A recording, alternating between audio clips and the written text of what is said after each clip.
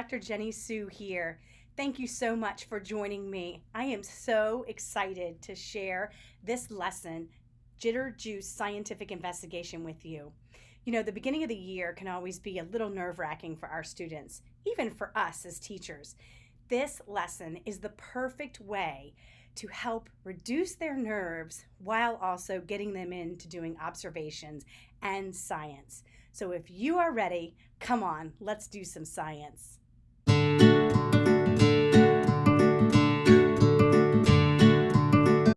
All right, let's talk about the materials you need.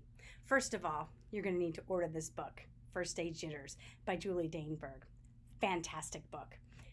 Even my adult student teachers love this book.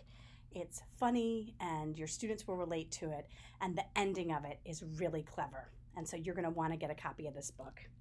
You're also going to need some clear cups. I like the clear cups because it's much easier for students to make observations with these clear cups. So they need 2 per student, so 2 cups per student. The other piece you're going to need is you are going to need a hammer, or I like to use my meat cleaver. My husband hates it when I raid the kitchen cabinets for items like this, but hey, I'll put them back. You're also going to need some metal tongs. Now, you can use the ones that have the rubber tip, but I like the metal ones, and I'll tell you why in just a little bit. You're also going to need a pitcher to put your jitter juice in, because in the second half of the lesson, you're going to do an investigation, and so you're going to need to have it sit for a while. You're also going to need some sort of liquid. I like to use Sprite because the material, the dry ice that we're using, actually does something pretty cool to the Sprite, and I'll tell you about that just a bit. And so I like to use that as apart from like Kool-Aid, but double check with your kiddos to make sure that they, don't have any sugar issues or things like that. So you just want to make sure with your parents that it's okay that they have this on the first day or whenever you do this activity. And this activity you don't have to do on the first day of school. It can be done anytime. If you're teaching the concept of change, you can certainly use this activity with that to show changes, but it is a great lesson to talk about just the fact that jitters are natural, being nervous is natural. All right, the last material that you will need is you will need your dry ice. Now, you can get dry ice at Kroger or at Harris Teeter. You want to make sure you get it in the block form, not in the powder form. I've gotten the powder form and it doesn't work as well. It's something, I guess, about being in that really, really tight, solid state that makes it able to do what you're going to see in just a moment. So know that it's up front. You got to get the manager to help you get it. It is sold by the pound. I think I paid like $1.72. You're going to need a soft-sided cooler for this as well, or you could use a regular cooler, but put it in the cooler to keep it all day. This, believe it or not, has been in my office all day in a cooler, and not much, it's only gone by half of it. It is going to be sublimating to a gas. Sublimation is $1 million word. It's just fancy scientific terminology, meaning that dry ice, frozen CO2, goes from a solid state to a gas state without going to a liquid state. So it's sublimating. I love saying that word, and my kids love saying it as well. So store it in your cooler, wherever, in your classroom. And if you're transporting it in the car, just maybe crack a window in the back so that, if some of that gas builds up, it'll just go away. But those are the materials that you need for this lesson. Now, if you hang with me till the end of this video, I'm going to tell you how you can get a free copy of the lesson plan, Jitter Juice Scientific Investigation. All right, let's learn how to do this lesson.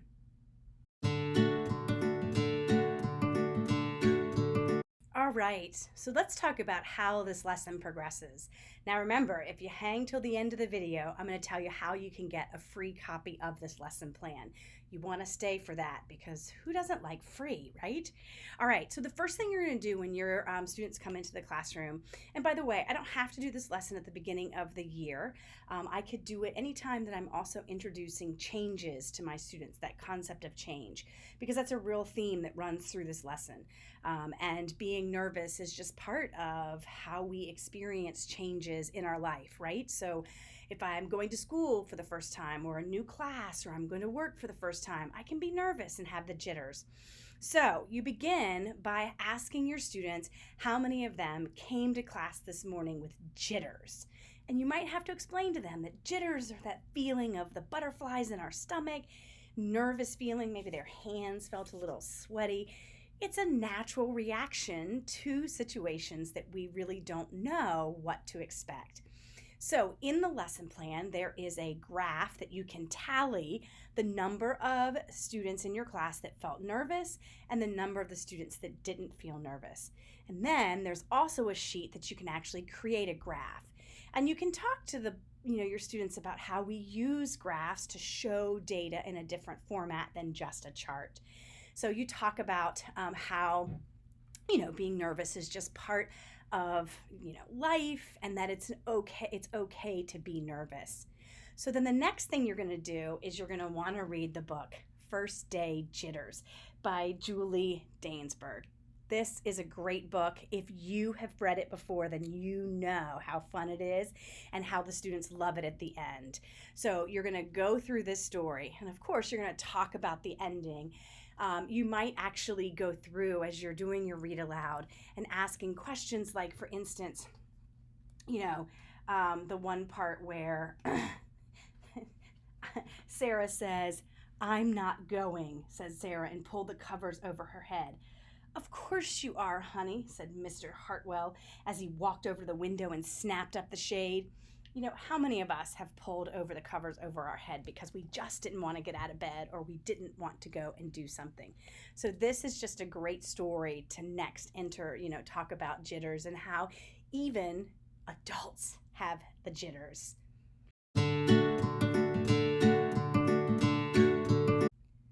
Okay, so we've asked our students how many of them were nervous this morning, and we've made our graph of how many students had the jitters. We've tallied it, we've graphed it, and then we talked a little bit about what does it mean to be nervous, what are jitters, and we've read the story First Day Jitters, and we've had a great laugh with that.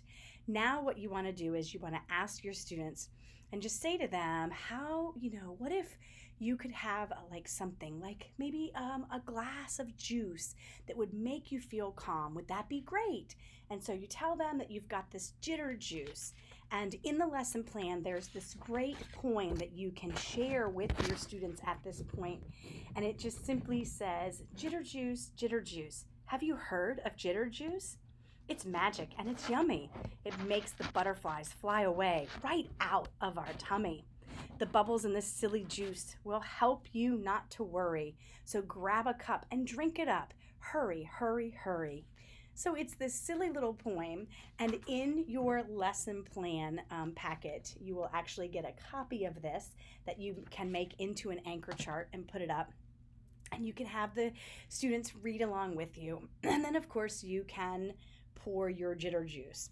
Now, here's where we get to be scientists. Before we can sample our jitter juice, we have to make observations of it. So again, in your packet, there is a recording sheet that you can put in your students' scientific notebooks for them to use their sense of sight, smell, hearing, touch, and yes, we are going to taste. Now, I know, we typically don't taste things in the science lab, but for this, we have to because we're going to look at how this juice changes later in an investigation. And so in order to recognize any changes, we have to be able to know what it tasted like in the beginning. So you're just going to give each student a glass of jitter juice, and they're just going to make observations. And so they're going to look to see, what does it look like? So what color is it? How much of it is in the cup? So it looks like it's a little bit under halfway. We could feel it. Oh, it's kind of chilly, cold. If I wanted to use a thermometer, I could have my students practice actually measuring temperature, which is a great way to do, get real temperature. So we could take that reading and we can record it. We can also talk about how it feels, and then we can taste it. And your students might say it's bubbly, or it tickles their mouth, or it's fizzy.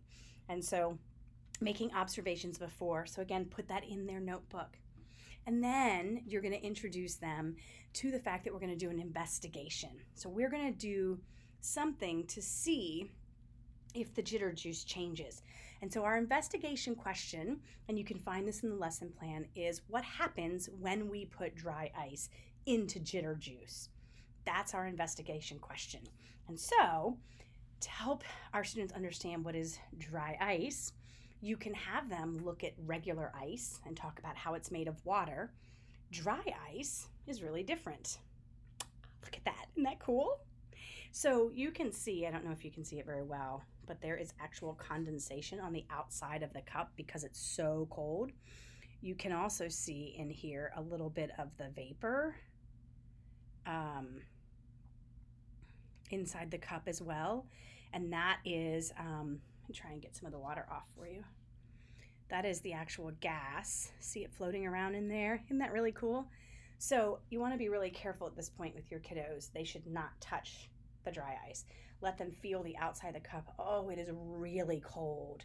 And they could feel a cup of ice and see is which one's colder. But it's really, really, really cold.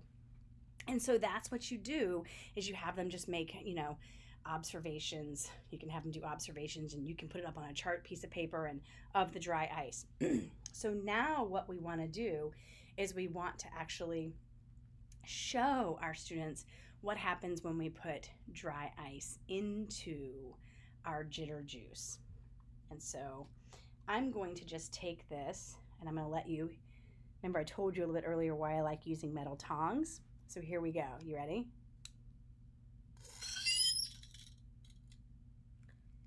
Did you hear that?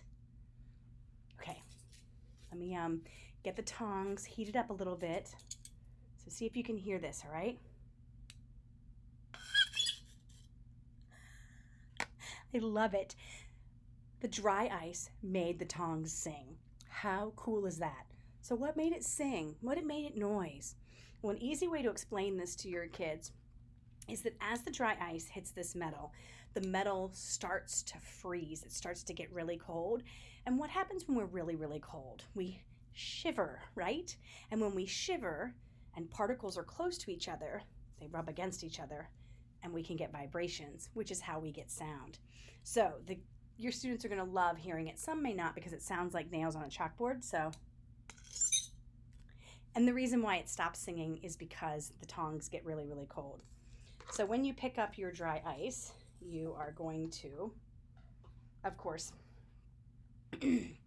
see the vapor. So there's the sublimation. How cool is that, right? So then you're going to have the kids make sure they write their investigation question in their notebook. What happens when we put dry ice into our jitter juice?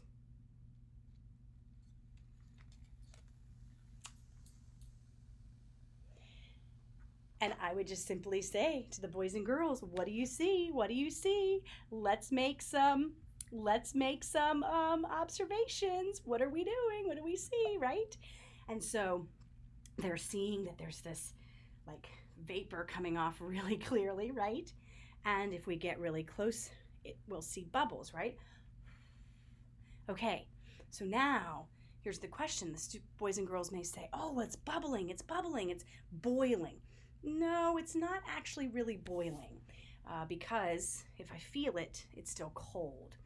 And if something is boiling like water, I have to have a heat source, and there's no heat source right here.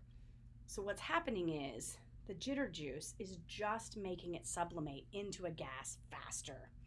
So your kiddos are going to love this. You can take it around. They can touch the vapor, right? Notice that the vapor falls. It's heavier than the surrounding air. And then, of course, is it still cold? Absolutely. Now, what you're going to want to do, because that little glass it'll keep going for a little bit.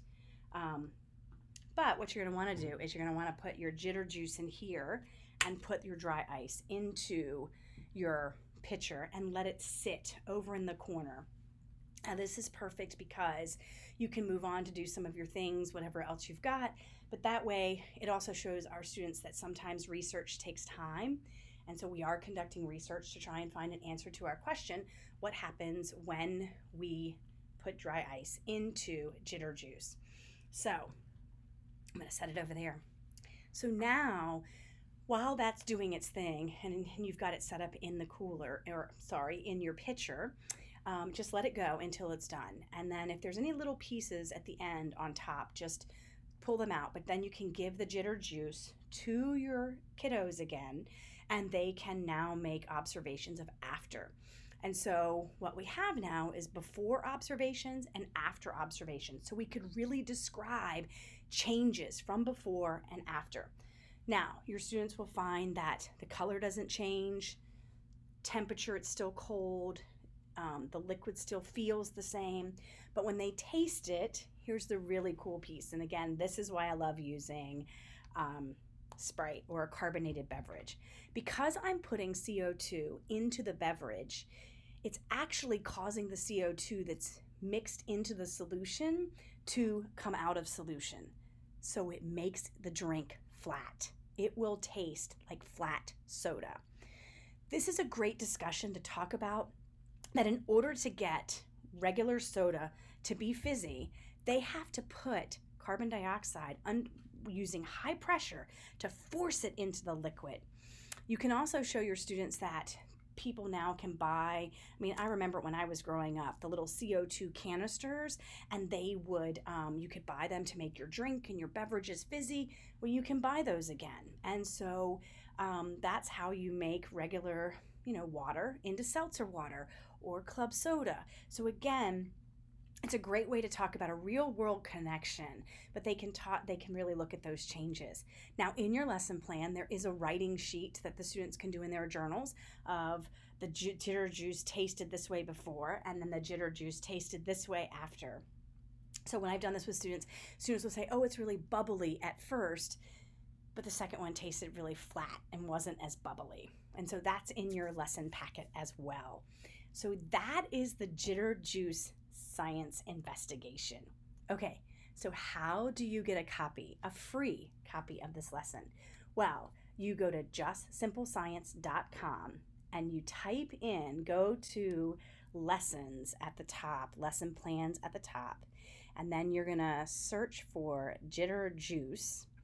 And when you find it, you are going to, when you check out, you're gonna put in the code box, you're going to put the code Jitter juice. It's all one word. I'm going to put it up here right now on the screen, and I'll put it on a slide at the end to remind you how you can get this lesson for free. Thank you so much for coming and doing science with me. I hope that you know that science doesn't have to be expensive and it doesn't have to be hard. All right, have fun doing science with your kids.